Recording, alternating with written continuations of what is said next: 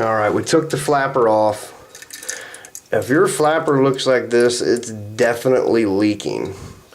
There's several different signs that let you know that you got a leaking flapper. That corrosion inside there, and then the fact that water's running down through there. You can normally see the water moving because of the water leaking down into there. But at any rate, if you've got a flapper that's all warped like that, you know for sure it's a bad one. You just need to replace it. The easiest way that I always suggest doing the flappers, one, get a Corky. They may be a little more expensive, but they're going to last longer. They've got black ones and red ones. Some American Standard toilets will have a little styrofoam piece sitting inside here, and they sell a flapper similar to that. But this is just your standard 2 1/8 inch flush valve flapper. Some flappers are 3-inch valves. Some of them are even bigger. At any rate, this is an older toilet, standard flapper. You can kind of basically tell by the size. This is roughly as big as the base of a pop can, roughly. It's probably a little bit bigger, but as long as your flapper isn't like that, you know, bigger than, you know, much larger than your hand, then, or maybe a bathroom tile. That's what we're looking at. If it's as, you know, roughly as big as the tile is, then you've got a bigger flush valve. You can kind of look inside here and see in there that a pop can will not go inside that. And if you think you can fit a pop can in there, you've got a bigger flapper. So the way I always do my flappers is I pull this off immediately, because we're going to use this as part of our adjustment. Then we're going to pop these onto the little ears or tits on the side of the flush valve. Okay, you want to make sure that they go through there and out the other side. I've seen people accidentally push them up through here and then through there. That's going to cause you problems. It's not going to work as it's designed. So then what I'm going to do is get this in here and I'm going to pull my chain so that there's barely any slack. You know, maybe something like that. It's still enough to move. It's not tight, you know, but it's not loose, flopping around to where that chain's going to lay underneath of it and cause you a leaker. So I wanted to point that out because it may be a little hard to look in here and see what I'm doing.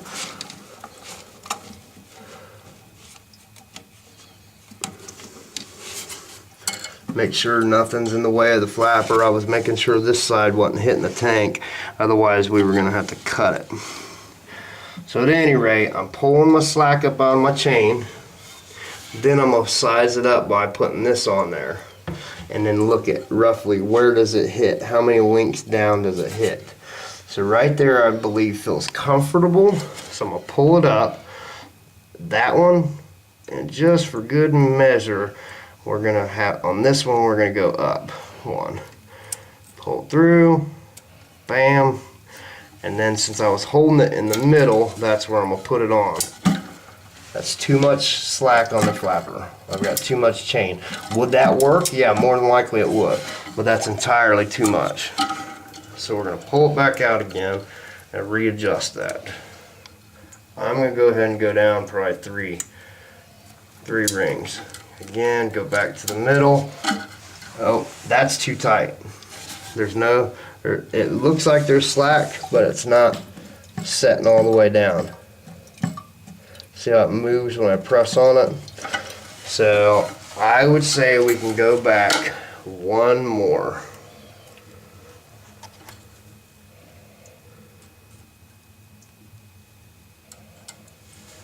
And that should put us good. I may have to go back two, but we'll see what it does. Oh, our handle's moving.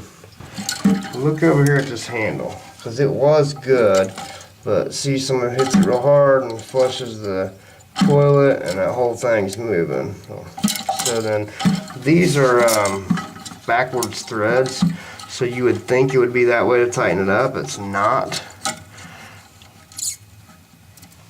tighten that up a little bit and get a better measurement on my flapper. Boy, that makes quite a difference where that darn thing's hanging at now. There's going to be so much chain left over that it's probably, I'm going to have to snap some of it off because it's going to interfere with my flapper falling down and sealing.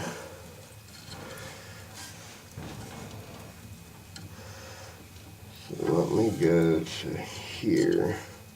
It's a little hard to see because this flush valve is on backwards.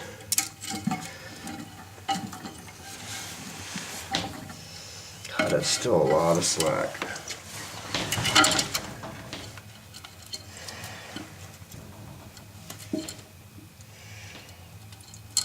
I can't believe this. I can't ever say I remember having a flapper chain that short. And that's all because of where that flush valve's at. So I just pulled on it a little bit so that I could stretch it out, take that slack out, because we don't want that falling underneath of our flapper. And it's, you know, it's got slack. It's not a whole bunch to where it's laying down on here, and it's not, you know, it's when you smack it, it moves. You know, you can tell that I'm able to push in on it a little bit before it starts picking the flapper up. So that pretty much completes rebuilding the toilet. Now, there's several other things you could do. Your flush valve, you could replace it. You could replace your tank to bolt kit. We just didn't do that on this video. And one more thing that I do suggest, when you pull an old flapper, take your fingernail and run it around this rim and see if you can feel a snag on anything. Right there where it's been leaking for some time, I felt it snagging on, can't really see it, but on the lime that was down in there. So run it around some more, make sure it feels like it's in pretty good shape. Feels pretty darn good. So we're good to go. We're going to turn the water on and see how things are going. If you have questions whether or not your flapper is leaking, you can take food coloring. I always suggest take the bottle of food coloring, stick it down inside the water, and then squeeze it around the flapper. And then just let it sit for a little while. If you come back in 5 or 10 minutes and there's nothing in there, and you still really believe your toilet's running, give it a half hour. Make sure nobody uses it, obviously. Come back in there and then look in the bowl of the toilet. If you've got whatever color you used inside that bowl, then the chances are it's leaking. I normally suggest using green or blue. It just seems to be a little bit darker, more of a dominant color, and it shows up a little bit better. So if you turn your water supply on and it starts leaking, one of the places that it can leak is this packing nut on your water supply right here. It's actually this nut. This shaft goes inside there, and there's a gasket inside here that seals it where it's at the shaft.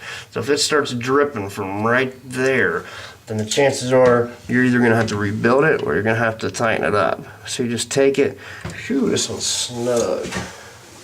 So I'm going to hold on to it. It's not easily moving. Let me see if I can reach in this way and still show you guys what I'm doing here. Let's try, I don't know. So I'm going to hold that valve, and then I'm going to try to tighten it. Okay, there we go. So I'm holding the valve so it don't turn on me, and then I'm tightening the valve, or the packing nut. If that packing nut is leaking, sometimes you have to shut the water off to do it, sometimes you don't. You can take this nut, unscrew it counterclockwise, take some Teflon, about 6 inches of Teflon, and run it around the shaft behind this nut. Then take that nut, push it back on, screw it on, and that should seal it up. If tightening it don't work. Well, we can no longer hear that toilet running. The water in the bowl doesn't seem to be moving along the edges. It's as simple as that. There's obviously several different kinds of flappers and rebuilds. I've got some of them listed on my other videos. Check them out. If you have any questions, leave them in the put a comment below or send me a message, and I'll be more than happy to try to help assist you. Thanks for watching. Hit a like or a subscribe or both.